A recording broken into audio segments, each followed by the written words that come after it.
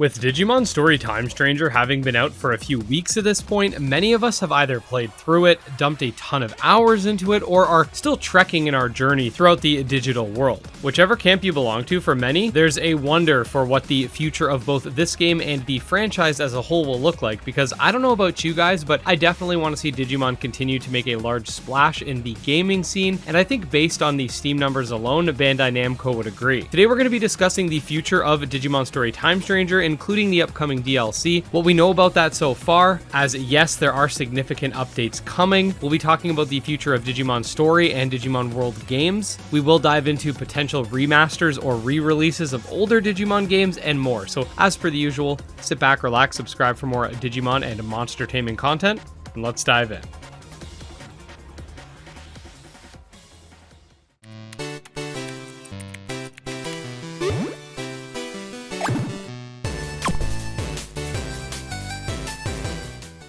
Okay, so in case you've been living under a rock, Digimon Story Time Stranger actually broke records on Steam, outselling other JRPGs, including even the Persona series, making it the best-selling JRPG on the platform. Nothing quite tells a publishing company to keep pushing something like a bunch of sales and money, so I think to pretend that there is no big future for this franchise, especially in the West, is foolish. As outlined in the Season Pass for Digimon Story Time Stranger, there will be 3 major updates, all of which will bring forth new Mega-level Digimon and new story chapters, all of which will be rolled out by September 30th. We're going to, at the bare minimum, get 15 Mega level Digimon. However, if you've completed the field guide, you'll notice that there's actually 16 Digimon missing between the base game Digimon and the pre-order bonus Digimon. I'm going to make a video sort of talking about which Digimon I'd like to see make the cut, but we know at the very least we're getting 15 Megas, and maybe we'll get some sort of promotional Digimon as well. Hey guys, future editing Ed here. The DLC Digimon actually got leaked, and I made an entire video on that. It will be linked below if you want to check that out. So I just had to make a tweak to this section because speculation isn't really needed on that front. In terms of the story, I don't want to dive into that too much as the game is still pretty fresh, and I do want to bring someone on the channel in the future to discuss this, so we're going to be sticking mostly to the more technical side of things. We don't have a lot of information as to whether or not this is going to bring some quality of life items or if those will be included in updates added for free. We do know that they've been tweaking some things, so we'll have to wait on that end as well. In terms of the future of the franchise, firstly, they did have a small anime short for Digimon Story Time Stranger, which does not match up with what actually happens in the game, so perhaps we could see some sort of alternative timeline scenario that involves these events within Time Stranger, or maybe an expanded anime based on the events of Time Stranger's world with some differences due to the adaptation. We did also get a survey with a bunch of different questions. I did fill it out in real time with you guys. You could check that out linked below. The survey was asking people what types of video games they'd want to see in the future, any games they'd like to see re-released, and more. I think if the Digimon franchise wants to keep a lot of hype going, they could definitely leverage some of their older games like they did with Digimon World Next Order, which released in 2016 but then was re-released for Switch in 2023. This could keep people invested in the franchise. I don't see anything like that happening at least until 2027, however, because they're going to want to use the DLC updates in order to push more Time Stranger sales, and re-releasing something on modern hardware could in theory take away from the marketing of the game, unless they were to re-release a Digimon game and then maybe base one of the DLC packs off of that re-released game or something like that.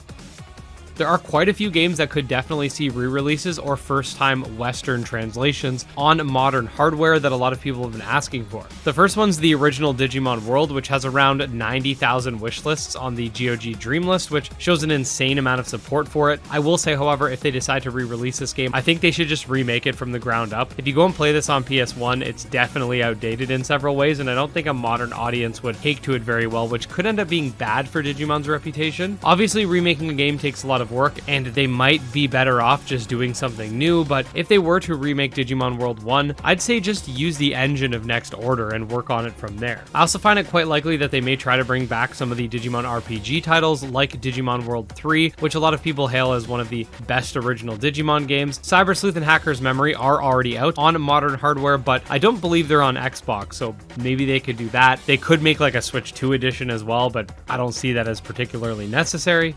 Digimon World Dawn and Dusk could also end up seeing a re-release on Switch. These are DS games, so there's a little more work that goes into porting those. There's also the sequel game, Digimon Story Lost Evolution, which never came out in the West. Speaking of which, I think that Digimon Adventure PSP, which is essentially a Digimon story game that revolves around the original cast of the Digimon Adventure anime, could be really cool as a re-release and a first-time release in the West on modern hardware. I don't think they would need to do much to it either. A simple port and renaming of the title from Digimon Adventure PSP to something like Digimon Adventure Ultimate or whatever could definitely do wonders.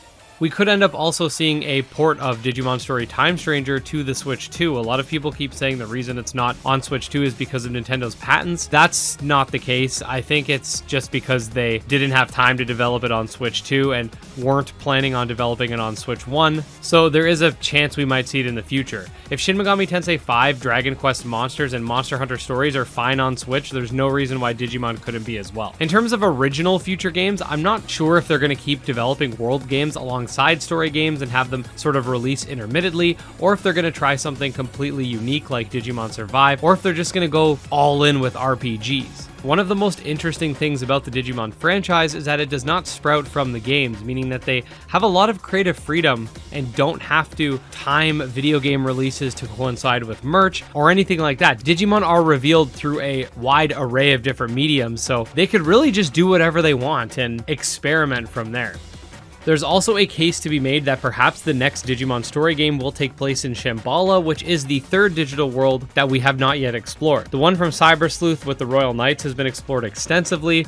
We got Iliad in this game, and Shambhala has been teased quite a bit in Time Stranger, so I don't think it'd be that crazy to have a Shambhala-based Digimon game. But other than that, guys, let me know what you think. Which Digimon games do you want to see make their way to modern hardware? What do you want to see for the future of the franchise? And what do you want to see in terms of the future of Digimon content on this channel? I've made a ton of Digimon Story Time Stranger guides. I'm going to keep covering the news and stuff like that. I do have some more guides in the works, but I'm really happy with the compendium of videos I've made thus far.